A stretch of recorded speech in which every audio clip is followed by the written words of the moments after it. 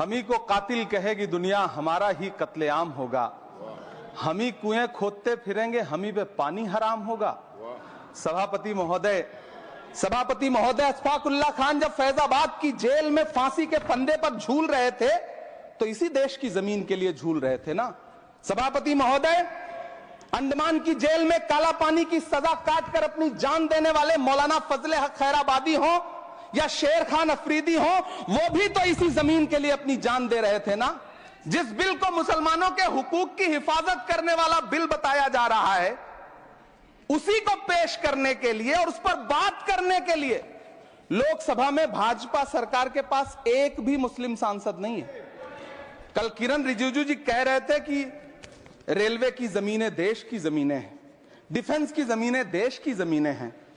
हां मंत्री जी हैं, बिल्कुल हैं। ये जो वक्फ की जमीनें हैं, ये हमारे पुरखों ने धार्मिक कामों के लिए डोनेट किया है। धन्यवाद सभापति महोदय। हम ही को कातिल कहेगी दुनिया, हमारा ही कत्लेआम होगा। हम ही कुएं खोदते फिरेंगे, हम ही पे पानी हराम होगा। सभापति महोदय, सन 1947 में दिल्ली की जामा मस्जिद की तारीखी सीढ़ियों पर खड़े होकर के भारत रत्न मौलाना अबुल कलाम आजाद साहब ने कहा था कि मुसलमानों कहां जा रहे हो, यह है तुम्हारा मुल्क, यहां तुम्हारे आबाओ अजदाद की कब्रें हैं। उस वक्त मौलाना आजाद की ये सदाएं सुन करके लोगों ने अपने सरों की गठरियां उतार करके रख दी थी। आज उसी दिल्ली में मौजूद देश की संसद में एक बिल आया है जो हमसे उसी जामा मस्जिद की सीढ़ियों के सबूत मांगेगा, जो उन्हीं सीढ़ियों के पास अपनी कब्र में सोए हुए मौलाना आजाद को फिर से कब्र से सदा देनी पड़ेगी कि ये जो कब्र है वो मेरी कब्र है, ये किसी सरकार की जागीर नहीं है। सभापति महोदय, मैं जहां खड़ा हूं इसी संसद भवन के सामने सड़क के उस पार अपनी कब्र में सोए हुए भारत के पूर्व राष्ट्रपति फखरुद्दीन अली अहमद की कब्र है। शायद अब उस कब्र से भी सदाएं आए कि ये कब्र मेरी कब्र है, ये सरकार की जागीर नहीं है। सभापति महोदय, मैं वक्फ कानूनों में किए जा रहे संविधान विरोधी बदलावों के खिलाफ बोलने के लिए खड़ा हुआ हूं। संविधान का आर्टिकल 14 हो, 29 हो, 30 हो, चीख चीख कर कहता है कि देश में सब बराबर के हकदार हैं। आर्टिकल 26 कहता है कि सबको अपने अपने मजहबी कामों के लिए मंदिर, मस्जिद, गिरजाघर, गुरुद्वारों का निर्माण करने का हक है और उसका रखरखाव का भी हक है। लेकिन डॉक्टर बाबा साहब अंबेडकर के संविधान को हर दिन कुचलने वाली यह सरकार देश के मुसलमानों से नफरत में इतनी अंधी हो गई है कि खुलेआम देश की संसद में देश सरकार के माइनॉरिटी मिनिस्टर साहब और होम मिनिस्टर साहब झूठ बोलते हैं और देश को गुमराह करते हैं, झूठ शब्द असत्य बोलते हैं। सरकार ने इस बिल का नाम उम्मीद रखा है। मंत्री जी कल से इसे देश के मुसलमानों के लिए नई उम्मीद बता रहे हैं। नहीं मंत्री जी, न तो यह बिल मुसलमानों के लिए नई उम्मीद है और न ही उम्मीद की नई किरण। सभापति महोदय, भाजपा ने पूरे देश में वक्फ के नाम पर कई सारे झूठ फैलाए हैं। आइए आज उनकी सच्चाई पर बात करते हैं। वक्फ ट्रिब्यूनल को ऐसे बताया जाता है जैसे वक्फ ट्रिब्यूनल कोई मजहबी खाप पंचायत हो।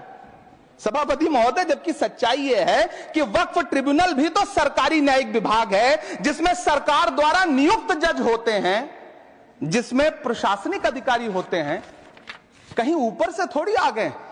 सभापति महोदय, देश के गृह मंत्री जी ने इसी सदन में कहा कि वक्फ ट्रिब्यूनल के फैसले के खिलाफ कोई कोर्ट नहीं जा सकता, जबकि सच यह है कि वक्फ एक्ट 1995 की धारा 83(9) के तहत हाई कोर्ट वक्फ ट्रिब्यूनल के फैसले की न सिर्फ समीक्षा कर सकता है बल्कि उसे बदल भी सकता है। सच तो यह है कि वक्फ बोर्ड खुद अपनी जमीनों के लिए कई सारी कोर्ट में मुकदमे लड़ रहा है।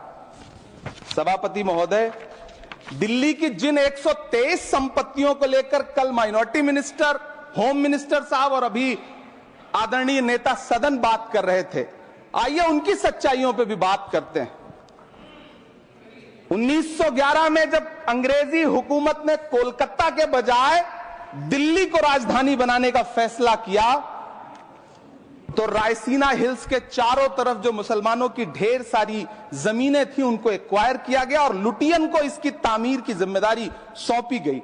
सेंट्रल विस्टा की तरह लुटियन जोन का मेगा प्लान तैयार हुआ, लेकिन उस वक्त के मुसलमानों ने उस वक्त की अंग्रेजी हुकूमत से अपनी इबादत गाहों को बचाने के लिए लड़ाई लड़ी। मामला ब्रिटिश गवर्नमेंट तक पहुंचा। तब यह तय हुआ कि वो जो धार्मिक स्थल हैं उन्हें जस का तस रहने दिया जाएगा। इंडिया गेट के बगल वाली मस्जिद हो, जाब्तागंज, सुनहरी बाग मस्जिद हो, पार्लियामेंट रोड वाली मस्जिद हो, ऐसी 123 संपत्तियों के मैनेजमेंट के लिए 1913 में मुसलमान वक्फ वैलिडेशन एक्ट बना और उसके बाद एक नया शहर बसाया गया जिसे लुटियंस जोन का नाम दिया गया। फिर 1943-45 के बीच एक और समझौता हुआ आजादी से पहले, उसके तहत काफी सारी वक्फ जायदादों को सुन्नी मजलिस औकाफ बनाकर उसके अंडर किया गया ताकि उसकी देखरेख की जा सके।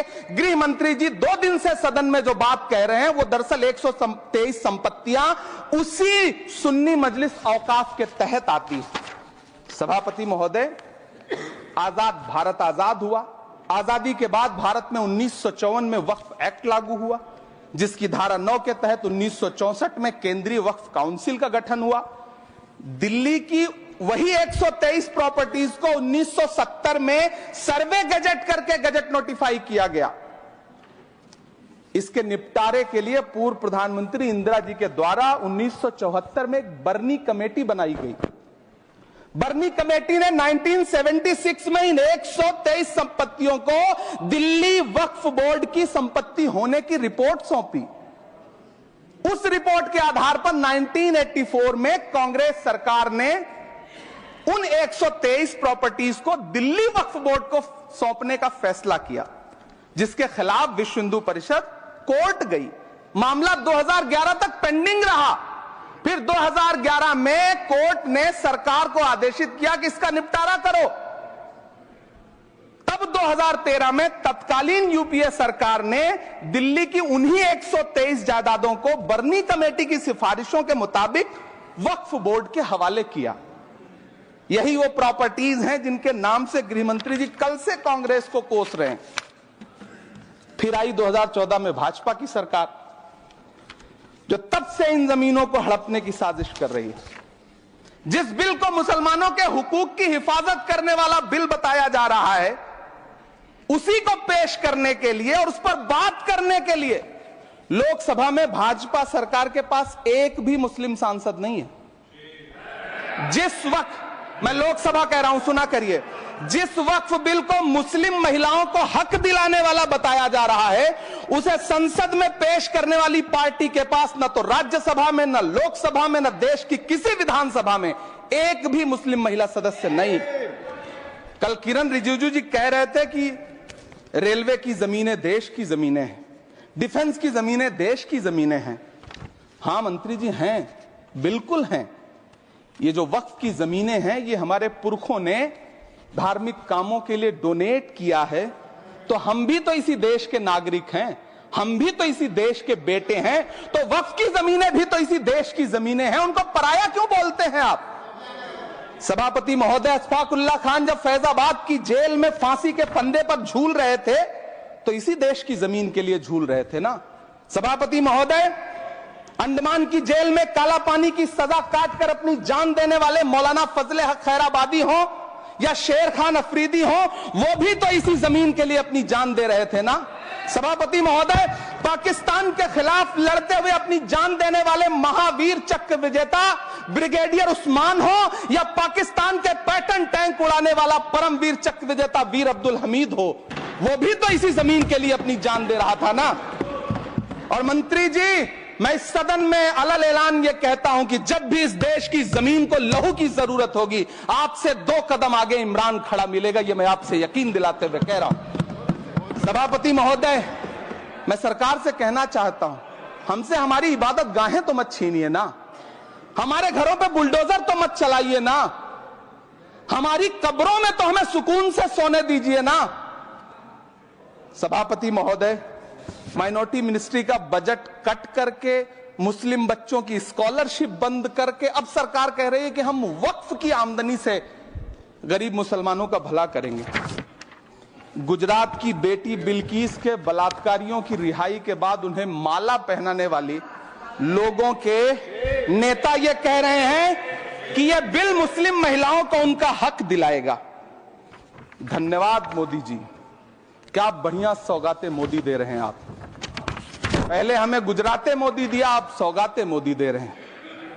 लेकिन यह सरकार इतना याद रखे कि इसी ठसक के साथ देश की संसद में सीए का कानून भी लाया गया था और कहा गया था बड़े बड़े भाषण देकर के कि पड़ोसी देशों से हिंदू भाइयों को ला करके यहां नागरिकता दी जाएगी। लेकिन मैं आपके संज्ञान में लाता हूं सर कि पिछले इतने दिनों में इनसे नागरिकता लेने के लिए 2000 व्यक्ति भी नहीं आए, जबकि इसके उलट इन्हीं की सरकार में पिछले 10 साल में 15 लाख से ज्यादा भारतीयों ने भारत की नागरिकता छोड़ करके दूसरे देश में जाकर के बस गए। यह हुआ उस कानून का अंजाम। सभापति महोदय, इसी तरह की जिद के साथ किसानों के खिलाफ भी कानून लाए गए थे। जिस तरह आज वक्फ के फायदे गिनाए जा रहे हैं, उसी तरह से किसानों को भी कृषि कानूनों के फायदे गिनाए गए थे। लेकिन अंजाम क्या हुआ? 700 किसानों की शहादत लेने के बाद सरकार को अन्नदाता किसानों के सामने घुटने टेकने पड़े और कृषि कानून वापस लेने पड़े। जिल्ले इलाही, जमहूरियत जो है वो नफरत और ठसक से नहीं चलती है, अकड़ से नहीं चलती है, उसमें सबकी हिस्सेदारी जरूरी है। कल देश के माइनॉरिटी मिनिस्टर ने लोकसभा में खड़े होकर एक शेर सुनाया था कि मुझसे कोई बदगुमान न हो, तो मैं उन्हें एक शेर सुनाना चाहता हूं कि मैं आज जद पे हूं तो इतना खुशगुमान न हो, मैं आज जद पे हूं तो इतना खुशगुमान न हो, चराग सबके बुझेंगे हवा किसी की नहीं। नीतीश कुमार जी हो, चंद्रबाबू नायडू जी हो, चिराग पासवान जी हो, जयंत चौधरी जी हो, देवे गौड़ा जी हो, जीतन राम मांझी जी हो, सबको समझना पड़ेगा कि जब जंगल में आग लगती है तो न वो बरगद बचते हैं जो हवा को आंधी में तब्दील करते हैं, न वो बांस बचते हैं जो आपसी रगड़ से चिंगारी पैदा करते हैं। सभापति महोदय, जब देश को मनमोहन सिंह साहब जैसा काबिल प्रधानमंत्री मिलता है तो देश को आरटीआई जैसा एक्ट मिलता है, सेज जैसा एक्ट मिलता है, मनरेगा जैसा एक्ट मिलता है, लिबरलाइजेशन मिलता है, राइट टू एजुकेशन मिलता है, नेशनल फूड सिक्योरिटी एक्ट मिलता है। लेकिन जब देश को सौगातें मोदी मिलती है तो क्या मिलता है? सीए मिलता है, फॉर्म्स लॉ मिलता है, आर्टिकल 370 मिलता है, इलेक्टोरल बॉन्ड जैसा एक्ट मिलता है और वक्फ अमेंडमेंट एक्ट जैसे बिल देश को मिलते हैं। मुझे तो अपने हमवतन भाइयों से पूछना है कि आपको अपने बच्चों की तरक्की, खुशहाली और नौकरी की दरकार है या फिर मुसलमानों की दान की गई जमीनों को लूटकर धन्ना सेठों को देने की साजिश करने वाले कानून की? सभापति महोदय, यह सरकार रात के 3 बजे तक पूरे देश को जगा करके संसद में अपने ही नागरिकों को नीचा दिखाने के लिए वक्फ बिल ला रही थी, तो उधर रात के 1:30 बजे अमेरिका हम पर 26% टैरिफ लगा रहा था। सरकार की प्राथमिकताएं देश को पता। सभापति महोदय, मैं बहुत भावुक हूं आज, और मुझे अच्छा लगा कि आदरणीय नेता सदन जगत प्रकाश नड्डा जी ने बहुत अच्छी बातें भी की, मन से बातें की। क्योंकि उनके नाम में प्रकाश जुड़ा है तो मैं उनमें हमेशा एक रोशनी की किरण देखता हूं। मैं उनके सामने बहुत अदब से यह बात कहना चाहता हूं कि चरागों के सफर में दबदबा हो आंधियों का तो फिर अंजाम जुल्मत के सिवा कुछ भी नहीं होगा। यह दुनिया नफरतों के आखिरी स्टेज पर है, इलाज इसका मोहब्बत के सिवा कुछ भी नहीं होगा। मैं भावुक हूं, मेरी पलकें गीली हैं। अगर देश की एक बहुत बड़ी आबादी को लगता है कि आप उसका भला करने के लिए नहीं बल्कि उनकी इबादत गाहों, उनकी कब्रिस्तानों, उनकी खानकाहों को बर्बाद करने का बिल ला रहे हैं, तो फिर आप अगर समझाने में नाकामयाब रहे हैं तो यह आपकी नाकामयाबी है। पहले समझाइए, उसके बाद कोई बिल लेकर के आइए, तब शायद हम आपका इतनी पुरजोर तरीके से विरोध ना करें।